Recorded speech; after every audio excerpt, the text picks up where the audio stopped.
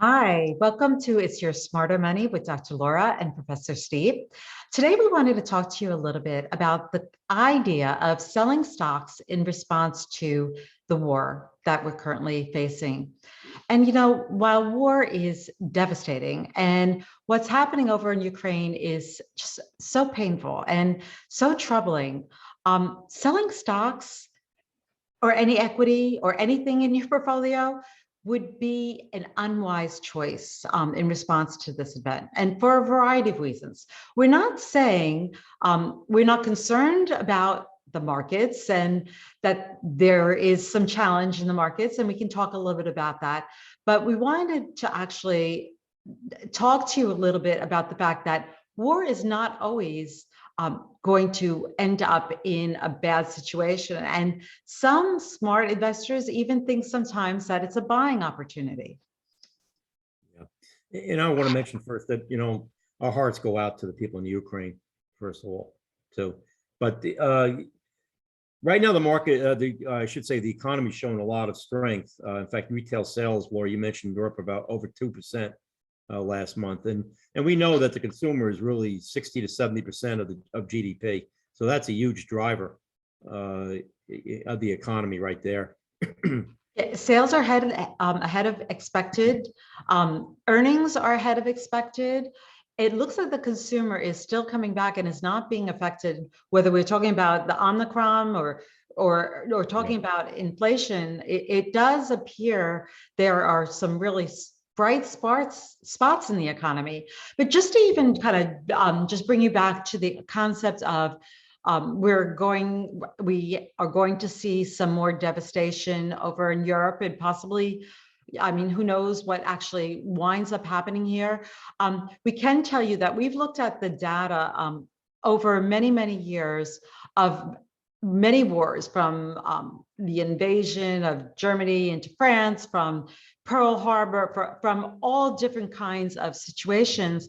And although the markets do take an initial hit, in almost every one of those situations, the markets seem to rebound. And usually this type of event is not necessarily affecting the economy or affecting the financial markets.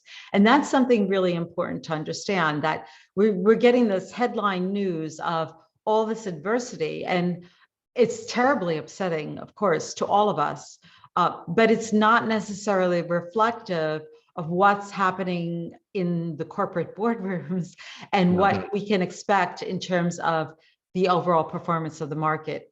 Yes, I think our principal concern really is inflation right now, and that is high. Of course, we have pieces of our portfolio that do respond positively to high inflation, and we are seeing that. But inflation is never good for the consumer or wages in the long run. Probably the only benefit of it is that it actually reduces the nominal, or I should say, the size of the government debt, which is, I guess, around 130% of GDP right now. And that's actually one of the main reasons why after World War II, when the national debt was about 100% of GDP, we saw it fall so dramatically after World War II. In part was because of inflation. And so because the debt is in fixed dollars, and if dollars are losing their value, it means effectively the size of the debt's decreasing. Right. So you as an investor might be saying, okay, fine, I shouldn't be selling stocks in response to the war. Should I be selling stocks in response to inflation? And the answer to that is definitely not, because the worst place for you to be right now is in cash. A lot of people think about risk when it comes to the volatility of the market and loss of money, but don't necessarily understand the impact of loss of purchasing power. If you think about even just over the years, how the cost of the various goods and services that you paid for 20 years ago and how much they are now. I mean, homes back in the 80s, I know people that bought their home for $15,000 or even $50,000. Well, you can't buy a home for that amount. Now it's the same homes are lucky you selling buy for a $1 tent million. for that amount. So inflation can really hammer your ability to buy the things that you need. And one easy example, so compound interest works on the way up, and it also works when we start talking about inflation. And so if you think of inflation, just let's say it's 7%. We've had different numbers depending upon whether it includes oil and gas, whether it doesn't include oil and gas. But if we just take a flat 7%, and Steve actually brought up this example the other day where he said, just based upon the rule of 72, a lot of people know that rule, where you take 72 and divide it by the interest rate. So you'd take 72 divided by 7, you would get 10, meaning that it will take 10 years for your money to actually decline by half. So if you have $2 million and you're used to spending money that's commensurate with that wealth, you now have only $1 million worth of wealth to help fund your retirement.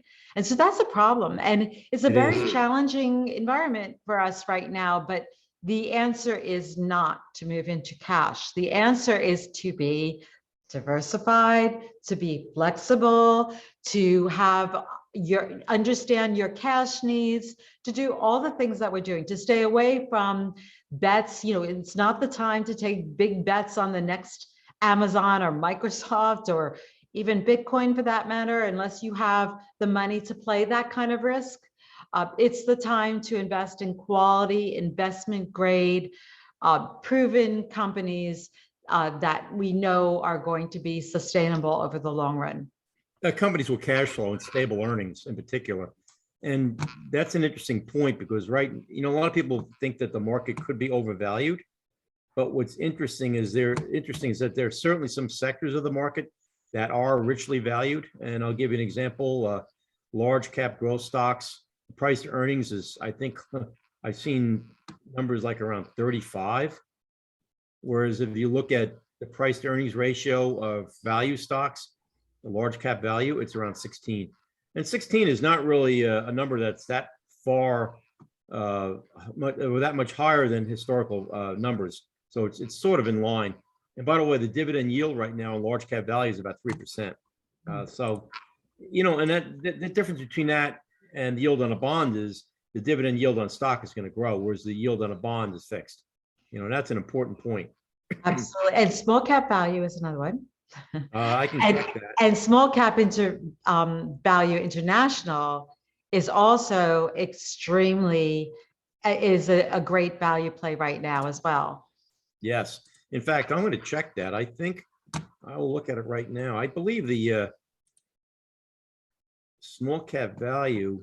Steve is sitting in front of his Bloomberg terminal. Yes, I am. The price to earnings ratio on small cap value is 10. Which is, it's definitely a buy signal. Yeah. And you all have it in your portfolios. Yes. And you don't have a lot of growth oriented. You're absolutely slanted towards value. You're absolutely slanted towards less distressed companies that have proven themselves. And furthermore, you should know that you do not have Russian exposure. No. If you had emerging markets in some other type of investment, you need to check that out because it's very possible you could have Russian exposure. But in our portfolios, you have none of that. No Russian denominated bonds or anything. So, And the other concern, at least I have, is China. And, I just did a quick study and I looked at some of the leading emerging markets funds, and most of them had anywhere between 15 to 30% of their holdings in China. And I have deep concerns about China as well, especially with what's going on in the Ukraine. And of course, there's enormous fear. They just violated Taiwan's airspace, again, over the last couple of days. And the fear that they could be emboldened by what Russia's doing in the Ukraine to attack Taiwan. I've always looked at emerging markets very carefully for that reason, because there's political risk there. And it's not always easy to quantify, and it can happen suddenly, the effects of that political risk. It may not be gradual. Well, part of that political risk is that there's no disclosure, there's no transparency. And so we really don't know that it's coming until it's there. Yes. And that makes it more difficult. So from the standpoint of the fact that we are having a war, definitely you don't want to be selling into this. In fact, if you had money on the side, you might even choose to put it in the markets right now. Yes. From all of the different economic events, geopolitical events that we've seen over time, it almost seems that it is a buying opportunity when you see this kind of headline risk. However, there is a caveat. We do have this inflation component that is a little bit spooky, and you need to be strategic in the way you make your choices in investing, which is what we're trying to do for you. And I want to mention too, that I think there's a good chance interest rates will be rising over the next year or two. The Federal Reserve has already said that they're going to be trying to increasing the rates. Now, I just want to mention they have trouble controlling anything other than a short-term end of the yield curves. They really can't control long-term interest rates.